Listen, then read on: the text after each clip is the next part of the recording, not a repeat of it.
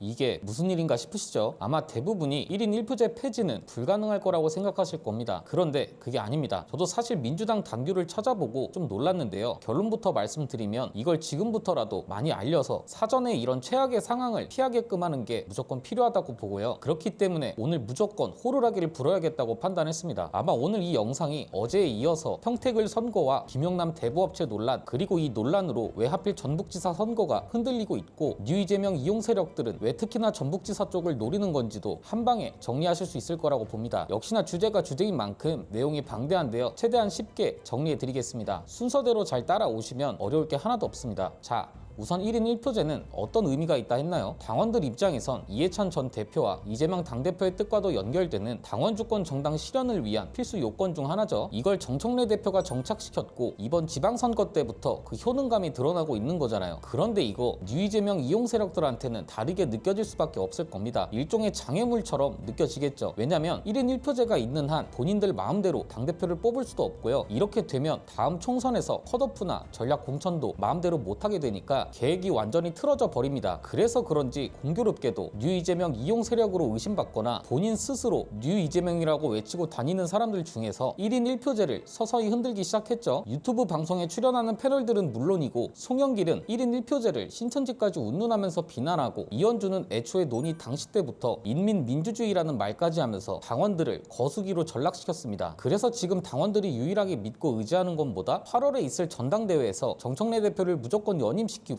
뉴 이재명 이용 세력들의 분열 공작에 민주당을 무너지지 않게 하겠다. 이게 핵심이죠. 그래서 이게 최근에 여론조사 꽃에서 발표한 민주당 지지층의 정청래 대표 지지율에도 반영되고 있다고 보는 건데, 만약 8월 전당대회 이전에 1인 1표제가 조용히 무력화된다면 어떨 것 같으신가요? 반대로 생각해보면 뉴 이재명 이용 세력들은 어떤 게 최고의 시나리오죠? 전당대회 전에 어떻게든 1인 1표제를 폐지시켜서 대의원제를 부활시키고 그렇게 해서 자기들이 원하는 당대표를 뽑는 거겠죠. 이게 과연 불가능할 거냐 이겁니다. 완전히 불가능한 시나리오가 아니기 때문에 말씀드리는 겁니다. 자, 1인 1표제를 사실상 폐지하는 방법은 하나입니다. 당대표 선거 같은 걸 진행할 때 당원들의 투표 비율을 최대한 줄이고 대의원이나 중원위원들의 투표 비율을 높여버리는 거죠. 지금 원내대표가 이런 식으로 선출되고 있는 거고, 그래서 한병도 원내대표가 연임한 것이기도 한데 여기서 한병도 원내대표가 뒤에서도 굉장히 중요하게 나오니까 기억해 주시고요. 그래서 사실상 폐지라고 말씀드리는 건데, 그럼 1인 1표제를 무력화하려면 어떻게 해야 하는 거냐? 당헌을 바꾸면 됩니다. 이게 그 절차를 표로 만든 건데요. 당원들의 투표 반영 비율을 줄이도록 개정한다는 식으로 당헌 개정안을 만듭니다. 그 다음 개정안을 발의하는데, 여기서 개정안을 발의하는 방법은 두 가지입니다. 당무위원회 의결로 발의하거나 전국 당원대회 제적 대의원 3분의 1 이상의 서면 요구가 있으면 됩니다. 둘 중 하나로 하면 되는 거니까 당무위원회 의결로 발의하는 게 가장 현실적이겠죠. 그렇게 의결이 되면 이러한 개정안이 발의됐다고 공고하고요. 그럼 이제 중앙위원회 또는 전국 당원대회를 소집하게 됩니다. 여기가 굉장히 중요한 핵심인데요. 보통은 당원들이 찬성해야 의결할 수 있는 거라고 생각하시잖아요. 그런데 그게 아닙니다. 이 과정에서 당원 투표는 필수가 아닙니다. 여기 보시면 중앙위원회 또는 전국 당원대회잖아요. 말 그대로 전국 당원대회 없이 중앙위원회 단독으로 처리할 수 있다는 겁니다. 이렇게 되면 그냥 제적 중앙위원 가반이 찬성하기만 해도 의결된다는 거고, 이렇게 해서 개정안이 의결되면 1인 1표제는 그 순간 무력화되는 겁니다. 설마 이게 될까 싶으실 겁니다. 그런데 이미 방금 보신 것처럼 당원들 의결 없이도 가능하고요. 많은 분들이 놓치시는 게 1인 1표제를 당원 85%가 찬성하고 있기 때문에 도입될 때도 압도적으로 찬성해서 통과됐을 것 같잖아요. 그런데 그게 아닙니다. 1인 1표제를 도입할 때도 전국 당원대회가 아니라 중앙위원회에서 처리했거든요. 이 당시 중앙위원 590명 중 515명이 투표했는데 찬성은 312명, 반대는 203명에 달했습니다. 5대3도 아니고 6대4 비율로 생각보다 찬성 비율이 그렇게 높지 않았다는 거죠. 그래서 저들이라면 충분히 1인 1표제를 전당대회 전에 무력화시킬 수 있다는 건데, 자, 여기서 그럼 중요하게 봐야 할 건 뭐냐? 간단합니다. 왜 이현주를 비롯한 뉴 이재명 이용 세력들이 갑자기 전북지사 선거에 꽂힌 거냐? 이걸 봐야 합니다. 이게 굉장히 중요한데요. 그냥 단순하게 생각해 볼까요? 결국 목적이 없다면 김관영을 무리해서 밀어줄 필요가 없거든요. 그렇잖아요. 김관영은 현금을 살포하는 장면이 CCTV에 포착됐습니다. 너무 확실한 증거가 나와서 즉각 제명당한 건데, 이렇게 제명당한 김관영이 무소속으로 출마했고 전북지사 2014 경선에 불복한 안호영의 지지자들이 민주당 이원택 후보가 있음에도 김관영 캠프에 합류했습니다. 그리고 이러한 김관영과 안호영을 옹호하는 게 누구? 이현주와 강북구잖아요. 이게 이현주가 말한 해당 행위 그 자체인데 그럼에도 이원택 후보를 밀어주지 않고 있고 심지어 대부업체 차명운영 이거 많은 분들이 헷갈려 하시는데 대부업체 운영 자체가 문제가 되는 게 아닙니다. 대부업도 정식 면허를 받아서 합법적으로 할 수 있거든요. 그런데 김용남이 지금 문제가 되는 건 차명으로 운영했다는 게 문제가 되는 겁니다. 이렇게 되면 탈세 문제가 불거질 수도 있고요. 후보 등록 과정이나 만약 당선된다면 당선 이후에 재산신고 누락 같은 것도 문제가 될 수 있다는 거 이게 핵심인 겁니다. 자, 일단 지금 이렇게 녹취록까지 줄줄이 나오고 있는 김용남을 이현주와 강북구는 여전히 밀어주고 있는데 문제는 이렇게 되면 어디가 문제다? 전북지사 선거에 영향을 줄 수 있다고 어제 영상에서도 자세히 말씀드렸죠. 왜냐하면 김관영이 CCTV가 나오면서 제명됐다면 김용남도 녹취록만으로 충분히 제명될 수 있는 거잖아요. 그런데 그게 안 됐습니다. 역으로 뉴 이재명 이용 세력들이 이걸 이용하고 있다고 의심할 수 있는 지점인데 최강욱 전 의원도 전북지사 선거 관련 발언을 하거든요. 잠깐 듣고 올까요? 지금 사실은 전라북도 지사 선거가 지금 굉장히 딜레마에 빠져 있는 상황이란 말이에요. 김관영 후보는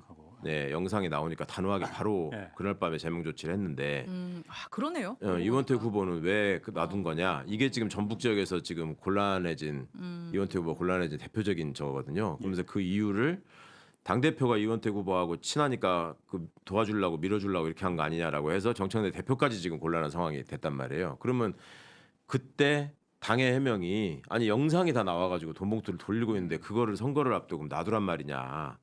그럼 설득력 있는 말이죠, 당연히. 근데 지금 이게 녹취가 나와 버렸단 말이에요, 김용남 후보가. 그러니까 그러면 이거는 왜? 이제 이렇게 또 질문을 할 수밖에 없잖아요. 그러니까 이게 전북 지역에도 굉장히 좀 안 좋은 영향을 미치는 상황이에요. 다른 다른 지역 지역에도. 선거에도 다른 지역에도. 영향을 그렇죠. 미친다. 그러니까 저는 이게 뒤에 이게 TV조선 뭐 조선일보 엄청 신났던데 거기 이제 채널A도 편성해서 날뛰고 있고 이렇던데 이자들이 이렇게 하는 거에는 확실하게 이거는 이문이 남는 거라는 계산이 지금 돼 있다. 그러니까 저도 그게 좀 의아했거든요. 예. TV조선이 이 김용남 후보 아직은 의혹이지만 예, 예. 이걸 갖다 보도 녹취를 깐 거는 당연히 유이동 후보한테는 불리한 거잖아요. 예. 둘이서 김용남하고 조국이 표를 갉아먹어야 나눠 가져야만이 유이동한테 유리한 건데 김용남을 죽이면은 유이동한테는 굉장히 불리한 건데 이걸 왜 보도를 물론 TV조선이 언론의 기능이 갑자기 생각이 나서 보도했을 수도 그럴 것 같지는 않고 예. 이게 다른 지역을 지금 격전지를 갖다가 지금 그렇죠. 저는 그걸 노린 게 더 악영을 크다고 미칠 봐요. 거 아니냐 예. 이게. 이게 부울경이나 예.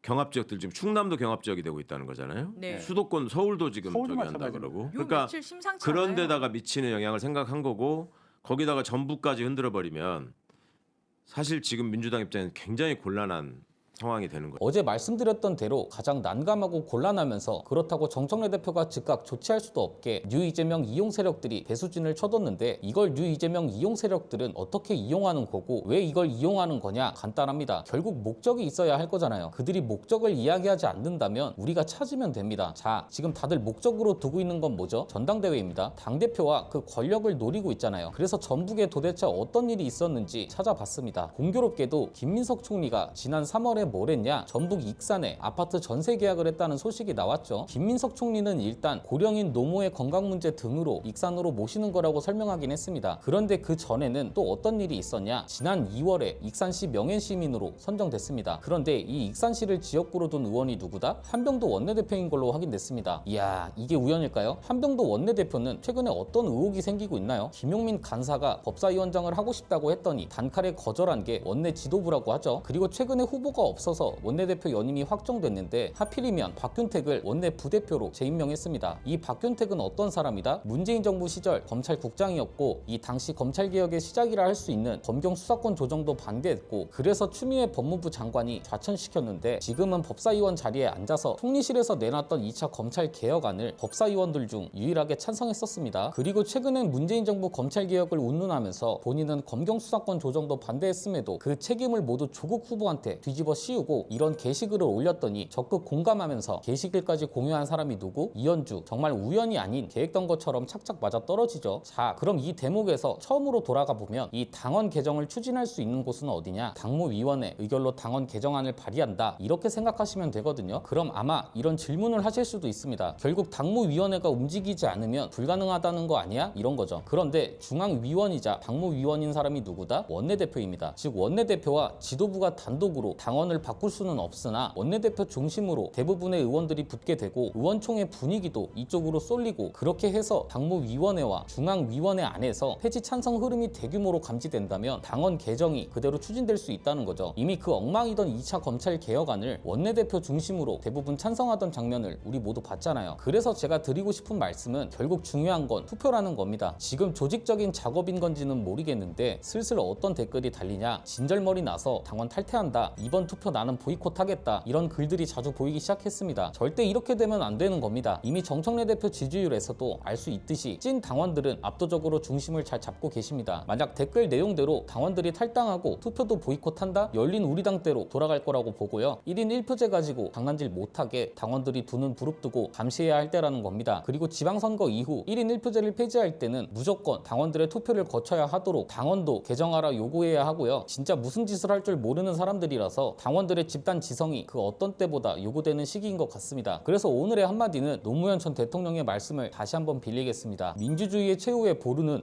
깨어있는 시민의 조직된 힘입니다. 오늘 내용은 여기까지입니다. 유익하셨다면 구독과 좋아요로 영상 제작에 힘을 주시면 감사드리겠습니다. 저는 내일 다시 찾아뵙도록 하겠습니다. 감사합니다.